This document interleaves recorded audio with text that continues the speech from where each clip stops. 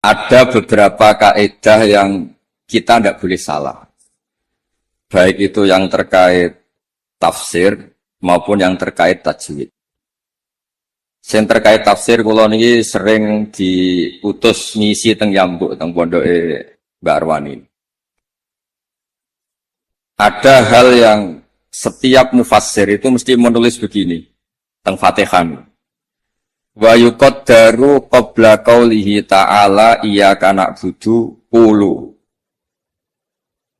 Sebelum iyyaka na'budu itu harus ditakdirkan itu ada komponen kata yang dibuang. Giniku kata-kata napa? Qulu, katakanlah. Kenapa demikian? Karena iyyaka na'budu itu kita yakin itu dawuh Allah. Kalau itu dawuh Allah, masa iya Allah ngendikan ke kita iyyaka na'budu. Ya saya ulang lagi logikanya gitu. Masa iya Allah ngendikan ke kita iyyaka na'budu, berarti Allah yang nyembah kita. Masa Allah ngendikan ihdinas siratal mustaqim, tunjukkan jalan yang benar. Maka ngendikan Imam Tobari iyyaka na'budu itu dawuhnya Allah yang sudah dikasihkan ke kita. Ini mbak-mbak sing khataman ya, di rumah akan itu dawuh Allah yang sudah dikasihkan ke kita. Cara Allah mengasihkan ke kita gimana? Allah bilang ke kita, wahai para hamba-hambaku, katakanlah iyyaka na'budu. Wahai para hambaku, katakan dalam doa kamu ihdinas siratal mustaqim. Karena kalau itu kamu anggap masih kata-kata Allah yang tidak diberikan ke kita, berarti Allah ngendikan ke kita iyyaka na'budu. Kan boten mungkin masa iya Allah nyembah kita. Itu hal-hal yang menjadi lazim untuk ilmu tafsir yang kategorinya cara kula nggih pun fardhu ain karena memang harus diketahui.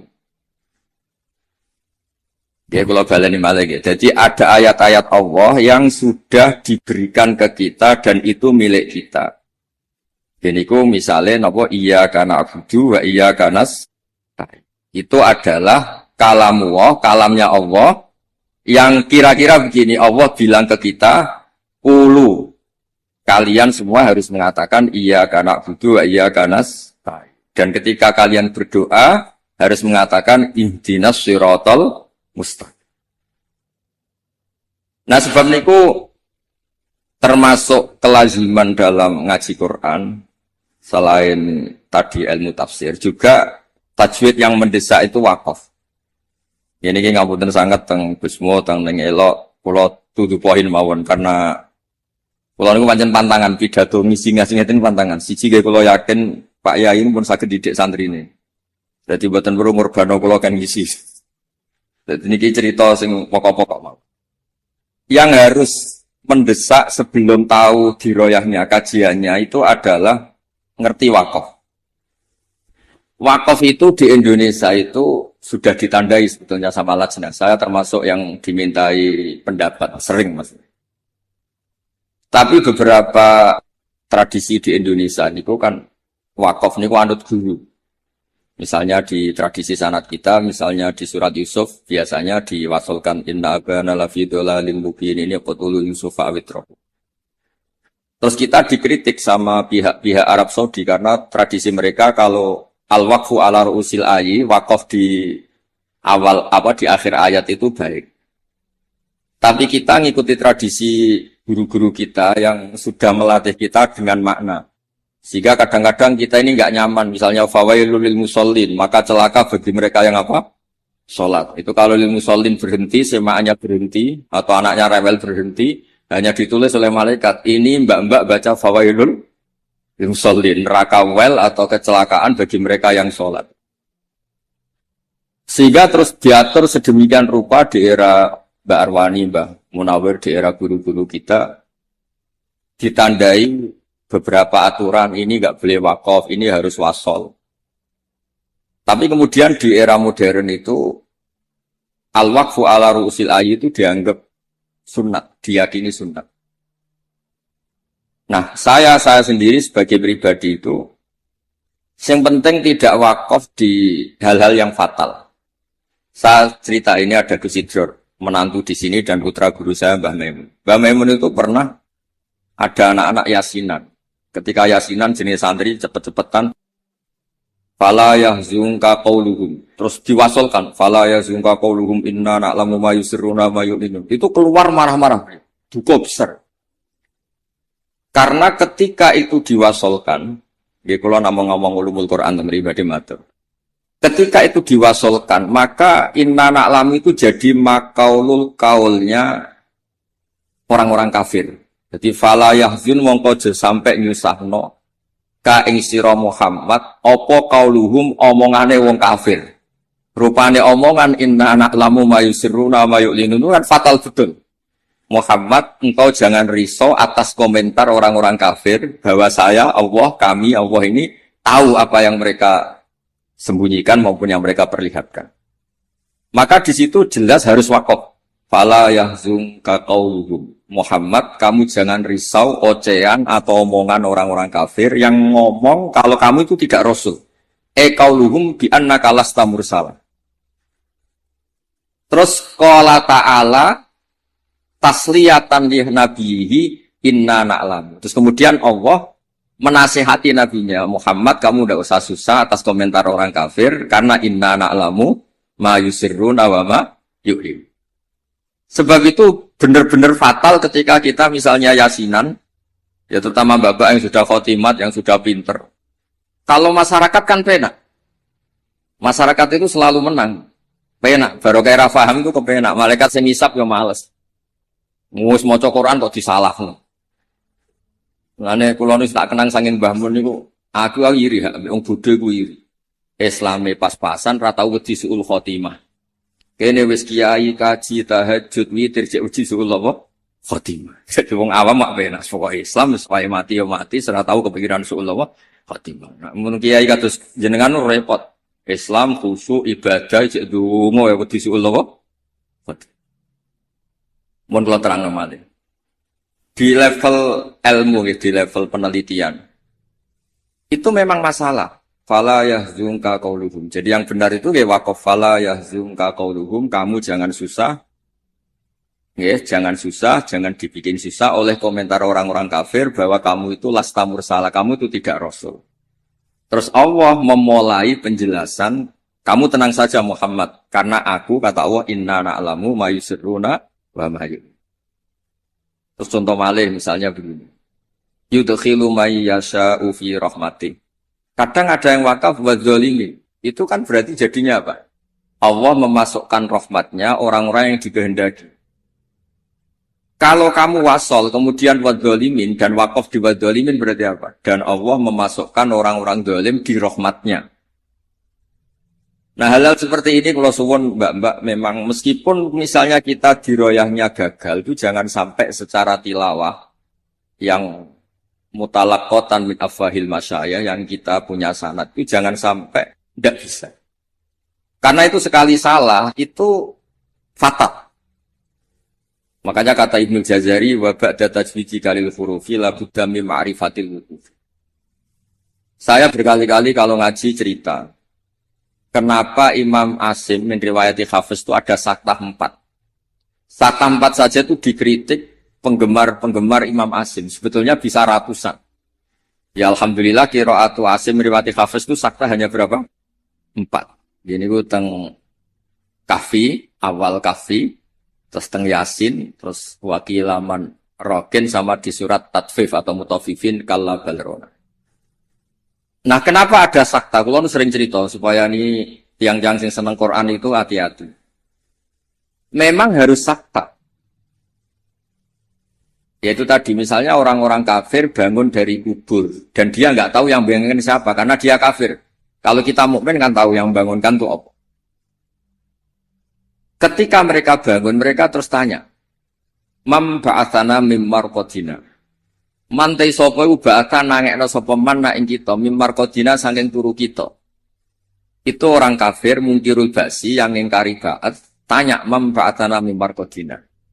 Terus Allah menjawab bilisanil malaikah, hadza ma wa'adar rahman wa sadaqal. Karena yang awal ini kaulul mustafhim, orang tanya.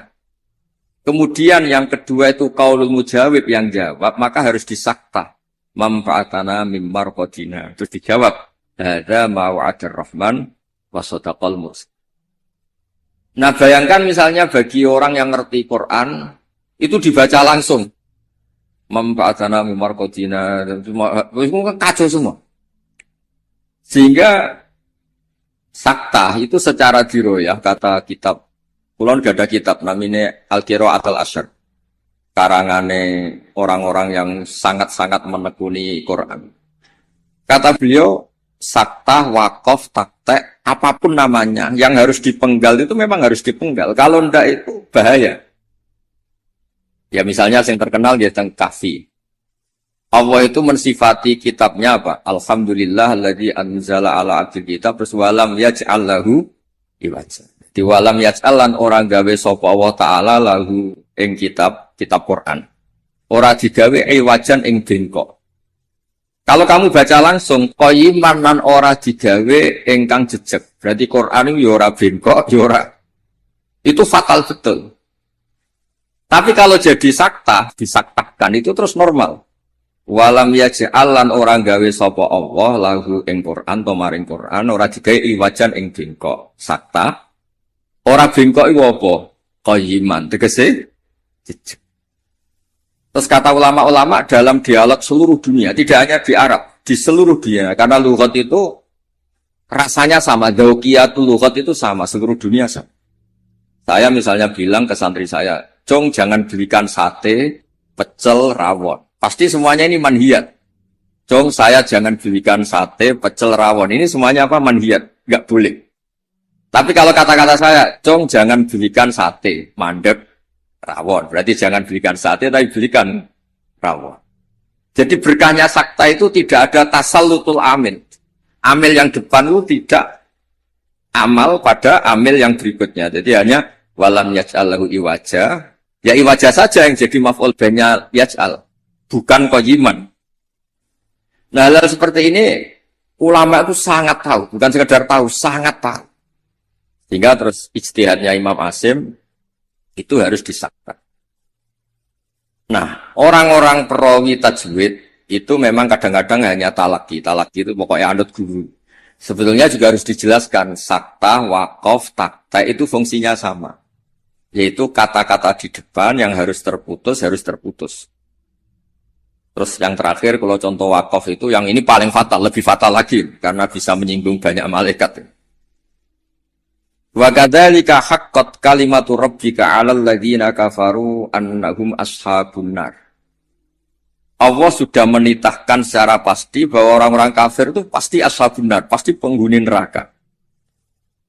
Misalnya Anda wasol. Itu bisa berurusan dengan malaikat hamalatul arsy. Kalau Anda wasol berarti kan gini. Wa kadzalika haqqat kalimatu rabbika 'alal ladzina kafaru annahum ashabun naril ladzina yahmiluna al-arsya wa man hawlahu yusabbihuna bihamdi rabbihim. Itu kan fatal betul. Dan sudah kepastian Allah kalau orang-orang kafir itu ashabun nar, penduduk neraka. Siapa penduduk neraka itu? Alladzina yahmiluna al-arsya, yaitu malaikat-malaikat yang bawa apa? Ars. Jadi hal-hal seperti ini memang lane kula nggih syukur ditakdir radi ngalim nggih syukur. Dadi nek maca Quran niku malaikat itu gak gawok. Dianggap normal. Menawa niku. Cara kula dadi malaikat roh macane Quran mungkin nggih mbak-mbak sing rong pati ngaji. Diwaca digebebut sementing ordere selesai khataman niku. Semaan sementing bar. Niku ya pancen masalah tenan. Karena tadi ada lafat-lafat atau kalimat atau untaian kata yang kalau diwasolkan itu masalah. Ashabun nar itu adalah orang-orang kafir. Sementara alladzina fil arsy itu terkibnya mubtada. Berarti begini yang benar. Alladzina wong akeh utawa para malaikat akeh sing yahmiluna al-arsy sateruse ku yustabbihu nabi hamdi rabbihim wa yu'minuna bihi wa yastaghfiruna lil ladzina amanu. Sekolah suwon ning babak ngeten misale mbak-mbak boten kober diro ya. Wes kepengin nikah arep-arep payu nikah wis ra kober diro wae ngaji. Kula nu ngertos sanate ning elok ngaos teng kene Ki Nawawi ngrukem ngaos teng kene Mbak Arwani. Ki Nawawi niku kancane bapak kula.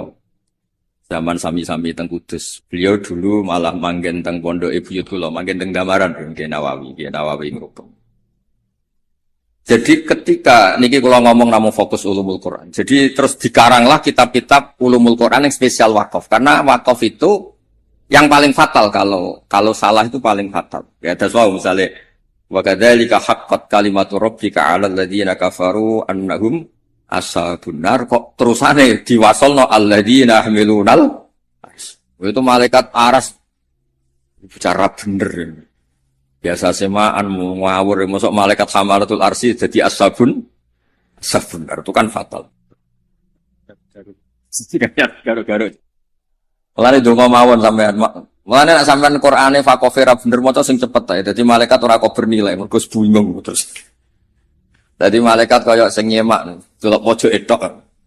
Karena sekali maca mbok jiwai jebule salah itu malah napa? Malah fatal. Mau niki sing kedua kalau cerita syifa. Quran itu syifa, obat atau solusi. Ini juga penting dijelaskan. Ketika kita nekuni ilmu astronomi atau falak, itu Quran cerita dan itu pasti benar karena bisa dibuktikan. Gini gue misalnya cerita Asyamsu wal qamaru bi husban. Allah itu bikin matahari dan bikin rembulan itu untuk hitungan. Makanya ngendikane Allah di ayat lain huwallazi ja'ala asy-syamsa diya'an wal qamara nuran wa qaddarahu manazila li ta'lamu 'adadas sinina. Kemudian ada tahun Syamsiyah yang kebetulan terkenalnya di Indonesia itu tahun Masehiyah atau Miladiyah.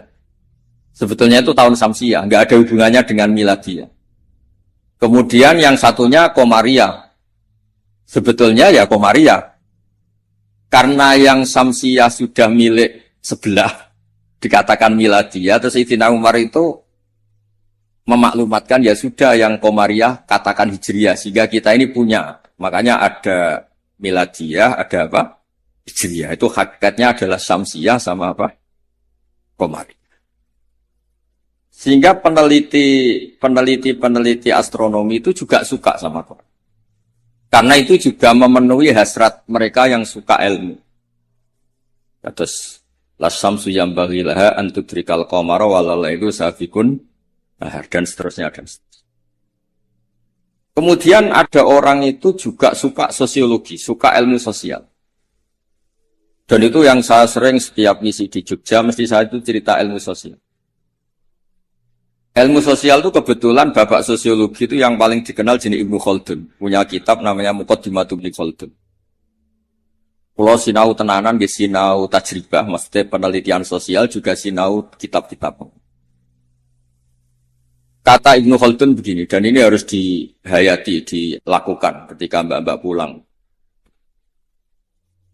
Andai kan Rasulullah SAW itu setiap hari bisa terbang Mekah Madinah, setiap hari Mi'raj. Tapi Nabi itu kikir misalnya, tentu ini misalnya. Kikir, setiap ketemu orang itu mingsoi, ketemu orang itu menyakiti, merugikan. Itu tetap tidak akan diikuti. Jadi misalnya kulon gak ada kiai atau gak ada konco, sing tiap hari itu terbang di Mekah, Jumatan ini Mekah, apa ini Mekah terbang betul numpak pesawat, ngirit keramat tapi ngirit. Tapi dia ini medit, nak diutang kulo ya orang nyaur, ketemu kulo misalnya, tetap tidak saya hormat. Tapi kalau dia orang kebanyakan, nggak bisa terbang, nggak bisa apa, ambek kulo lomo, ambek kulo santo, nggak pernah merugikan saya, tetap saya hormat. Sehingga para pakar-pakar di seluruh dunia itu menghormati betul sisi sosiologi Quran. Gini kok Allah ngendikan tentang kekasih, Fabima rahmatim minallahi lintalagum walau kunta faddun ghalidhal qalbi lan faddu min hawlik. Muhammad, kamu dicintai orang banyak itu karena layinal janib. Kamu itu santun, kamu itu menarik, kamu itu simpatik. Walau kunta faddun ghalidhal qalbi lan faddu min hawlik. Kalau kamu itu angkuh, keras hati, orang sekeliling kamu pasti bubar. Misalnya kulo nu wonten Zahid, bedino iso terbang ning Mekah. Bariku kok nyolong pitik kulo, tak ora tak arani maling, ora tak arani wong keramat, tapi tak arani maling. Wong iso terbang Mekah tapi wong nyolong pitik tetep tak arani maling, mboten tak arani tiyang napa. Tapi ra iso terbang ning Mekah. Tapi nggak kayak sampean alpat, tetap gue mengatur wong apik. Gitu. Nah sehingga ini ngendikan ulama, bukan ngendikan kula. Sehingga mukjizatnya Nabi Muhammad SAW itu ya peradaban itu. Bu istuli utamima makarimal peradaban. Yaitu mukjizat Nabi terbesar ya peradaban itu. Sehingga kenangannya orang-orang kafir masuk Islam mesti tanya, kenapa kamu Islam? Saya ini kenal, nyebutnya masih jangkar, saya ini kenal Muhammad tuh lama. Dan kenangan saya itu layak dibu alan nas. Dia tidak pernah bohong pada manusia. Fala yakdiba alapo. Makanya Islamnya orang Islam dulu itu unik. Yang Islam itu teman dekat semua. Bojone sampean, mbak-mbak iso ben ati bojo, orang-orang ngandel wis sing lanang. Kok nak melarat mangkel mergo kere, nak sugih kepen wayah, ruwet wong lanang ruwet. Tapi Nabi itu sing pertama iman Sayyidah Khadijah. Niki tantangan waro jarang. Bojo ngimani sing lanang itu jarang. Sing pertama iman tiang lanang itu Abu Bakar, koncone dagang, dijak malor ngidul jenenge Abu Bakar.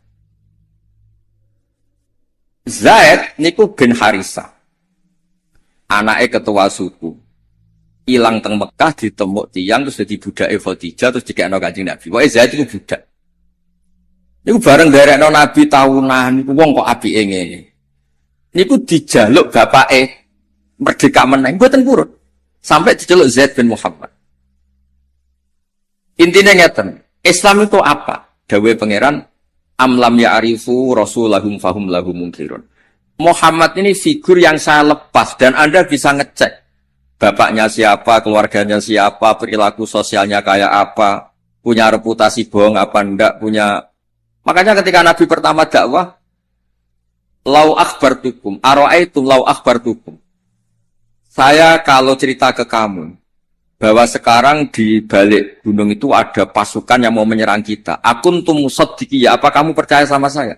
Semua zaman itu jawab, majarrabna alika kadiban. Muhammad selama ini saya tidak pernah kamu itu bohong.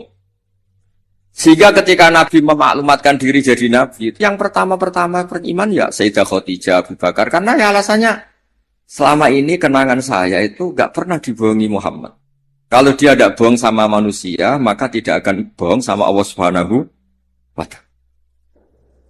Sehingga mukjizatnya Hadaddin itu ya peradaban itu. Ya saya ulangi, mukjizatnya Hadaddin ya peradaban. Sehingga agama ini dibawa mulai Rasulullah sampai Wali Songo sampai sekarang. Kiai yang diikuti orang banyak ya yang peradabannya baik. Baik itu bisa manfaat atau paling tidak merugikan orang lain. Coba kalau saya misalnya jadi kiai terus dapat mukjizat tongkatnya Nabi Musa, itu untuk apa ya? Bingung kan? Tak sebelah ono segoro nak ramandi yuisin, terus nak mandi ya dikomplain pas, itu kapal-kapal tongkang, terus rusak kabeh kan? Ono kapal feri, kapal tongkang, kapal pesiar, gara-gara kalau latihan jaduk, malah tenggelam kabeh kok. Ono Nabi kon ganti rugi kan malah repot. Lah nak ramandi jarene ora mandi. Tapi hadal Quran kata semua ulama bukan satu, semua Quran. Mukjizatu Rasulullah SAW paling top gitu kan. Apa itu? Jadi itu peradaban. Kalau nu sering cerita tentang santri-santri. Kamu punya teman Zaid. Ketika berteman dengan kamu, Zaid ini miskin. Kamu kasih uang, kamu santuni, kamu sayangi. Itu ketika dia jadi menteri atau pejabat di Jakarta, kamu ketemu itu pede. Karena apa? Hubungan kamu itu yunfikun. Al-yadul ulya khairum al-yadis sufla. Makanya pertama Quran itu cerita orang baik itu siapa? Wa mimma razaqnahum yunfikun. Jadi orang medit itu yang mangkel lo tenan. Saya hidup di Jogja lama, sering teng Jakarta. Saya tuh merasa dilindungi itu ya oleh konsep sosial Quran. Kalau ketemu orang itu gimana? Alladzina yunfikuna fis-sarra wa-dharra. Usahakan kalau ketemu orang lain itu berkontribusi. Ketika kecewa wal kadhiminal ghaidha. Ketika kecewa itu ya tidak usah meledak-ledak terus miso-miso maksudmu itu nak ramandi yo isin, nak mandi ngrugekno wong Islam. Jadi kemungkinan dua-duanya itu buruk. Ya nak ramandi isin, nak mandi ngrugekno wong Islam. Terus wal afina anin nas, ketika kecewa itu mudah memaafkan. Semua orang yang diterima banyak orang, itu pasti ya itu. Dia dermawan, paling tidak merugikan orang lain. Ketika kecewa wal kadhimin al-ghaidha, bisa mengendalikan emosi wal afina anin. Sebab itu saran kula terakhir teng Mbak kula boten kepengen ngaji sing aneh-aneh ini sing otoritatif. Sayyidina Ali itu kalau ngandani orang masalah sosial itu gampang. Kata beliau, "Ahsin man syi'ta takun amiro." Kamu baik saja sama seseorang, pasti kamu jadi pemimpinnya. Kita misalnya pergi, misalnya pakai Innova. Innova itu milik kita, sing melok numpang yo tetep mbok warungno, kamu baik, takun amiro. Pasti kamu pemimpinnya karena kamu al-muhsin yang baik. Terus wahtas ilaman syi'ta takun asiro. Silakan aja jadi orang murahan. Ketemu menteri ingin dikasih uang, ketemu kiai ingin dikasih uang, ketemu teman kepengen dikasih. Takun asiro. Pasti kamu jadi pecundang. Wastaghni amman syi'ta takun nadhiro. Kamu jangan pernah butuh sama orang lain, maka kamu akan setara. Karena kita tidak butuh dia, kita setara. Orang itu sampai nyuwun sewu murahan dan tidak punya harga diri karena sering butuh sama orang lain. Kalau tidak pasti kita setara. Nah itu eling-eling napa? Ahsin man syi'ta takun amira. Wahtas ila man syi'ta takun asira. Wastaghni amman syi'ta takun nadhira. Sehingga ketika Islam dibawa ke Eropa oleh Abdurrahman Dakhil Bani Umayyah dan Islam dibawa kemana-mana, termasuk Wali Songo di Jawa, di Indonesia. Itu mesti yang ditontonkan, yang disejarahkan mesti hal-hal sosial. Kayak Sunan Giri ya terkenal. Kayak klambi wong sing wudo, kayak mangan wong sing lesu, kayak tongkat wong sing wuto. Mesti filosofinya semuanya sosial. Dan sosial ini yang akan ngawal kita ila yaumil. Makanya kalau suwun pun boten usah bayangno wiridan terus dadekno jenengan keramat boten. Kalau bolak-balik matur tentang semua kesempatan ngaji Dawe Ibnu Khaldun, hadza Rasulullah ahabbul khalqi ilallah. Ini Rasulullah, orang paling dicintai Allah. Itu saja kena khitab walaupun tafadzun ghalidul qalbi lan faddu min khar. Rasulullah sing man uida bil kauni kulli, orang yang bisa memanfaatkan alam raya ini sebagai mukjizatnya. Nabi bisa ngendikan sama kata, Nabi bisa ngendikan sama dok.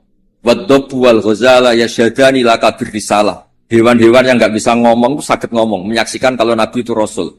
Batu bebatuan di Mekah salam sama Nabi. Kalau engkau ini ya Rasulullah. Itu pun kalau Nabi salah secara sosial, misalnya Nabi kok senang misoh, senang merugikan orang lain, itu tetap lan faddu min khaliq. Orang akan bubar. Makanya ketika Ibnu Khaldun, hadza Rasulullah ahabbul khalqi ilallah. Itu saja kena aturan harus sosialnya baik. Kalau ndak lan faddu min khawlik. Jadi walaupun tafadzun khalidul qalbi lan faddu min khawlik. Padahal Nabi ini kata Ibnu Khaldun, man law sya'a uyida bil kauni kulli. Orang yang kalau Allah menghendaki bisa memanfaatkan seluruh alam raya ini sebagai kekuatan mukjizat. Itu saja harus ngikuti tatanan apa? Sosial. Ini tidak boleh napa fadzun khalidul qalbi. Sekali itu terjadi lan faddu min khawlik. Pakai lam taukid. Jadi kalau dimaknani model makna kiai kuno, walau kunta diparil itu berarti nggak terjadi. Lau itu imtinaiyah, jadi itu nggak terjadi. Walau kunta diparil, diandekan. Ono sapa sira Muhammad itu fadhon wong sing angkuh utawa sing sombong, sing atos atine walidul qalbi. Lan fadhu yaktine mesti bubar. La itu mesti bubar sapa ngakeh. Min khaulik saking sekeliling kamu.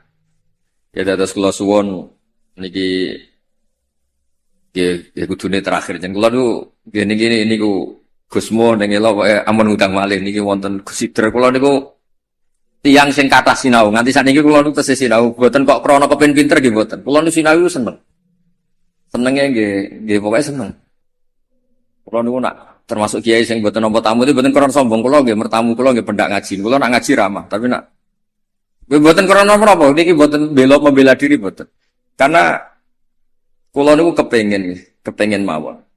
Konstruksi tafsir di Indonesia niku ya ngikuti ulama-ulama dulu. Caranya gimana? Ya kita baca. Kalau kita tidak baca itu ya akhirnya Islam menurut saya. Itu kan lucu, Islam kok menurut saya. Nabi ora, kiai ora, wali ora, terus Islam menurut saya gini. Islam mbahmu kok menurut saya itu kan aneh. Tapi jadi kalau orang itu kalau nggak baca itu pasti akhirnya menurut saya. Tapi kalau baca dia terbentuk oleh yang dibaca. Ya misalnya wong apik medhit wae ya isen Qur'ane wa mimma razaqnahum yunfikun. Wong apik ku sapa? Yang kalau punya rezeki itu yunfikun, melakukan infak. Sebule sauripe mulai cilik nganti mati uripe yunfakun. Mau dikasih tok. Itu kan ora mutu, urip mboten kan mboten mutu. Begitu juga di misalnya kul huwallahu ahad, kul itu katakan tuh ada iklan. Jika ketika kamu tauhid itu pribadi atau sendiri, berarti tidak bentuk orang lain menjadi ahli tauhid. Karena kul itu katakanlah itu ada maklumat yang dimengertikan orang lain. Kalau sering cerita tentang santri-santri. Nganti anak Islam itu bapaknya marai syahadat. Gurune marah. Ada interaksi sosial, yaitu anak mulai cilik diwarai apa? Dimulai apa? Kul, katakan untuk diri kamu, untuk orang lain, untuk anak didik kamu. Berkahnya dikatakan yang diajari menjadi menjadi tahu, terus Islam keberlangsungannya sampai ila yaumil. Nah, misalnya terus kiai gendam atau mulang sementing gak ngelarani wong takok iso meneng kan yo ruwet. Diroyahnya gimana? Diroyah itu kajian. Ana wong takok alamat. Pudi pondok Darul Quran meneng. Pudi langitan meneng. Bukan mangkel. Mulane dawuh ulama-ulama itu, hadza syaitonun akhras. Iku ora wong meneng asukut asalam mboten iku setan sing bisu. Karena sebagian kebenaran memang harus kul apa? Kul katakanlah, pulu katakan. Lah kula ngertinya ten iki baru kaya maca. Kenapa harus ada kul? Andaikan Nabi itu tidak mengatakan kebenaran, ya kita tidak tahu kebenaran itu apa. Ya setidaknya kebenaran itu dimaklumatkan, disosialisasikan, sehingga kebenaran menjadi nilai disebut kul huwallahu. Jadi ini mukjizat-mukjizat yang akan menambah kita ila yaumil. Ya ngoten mawon nggih mugi-mugi manfaat.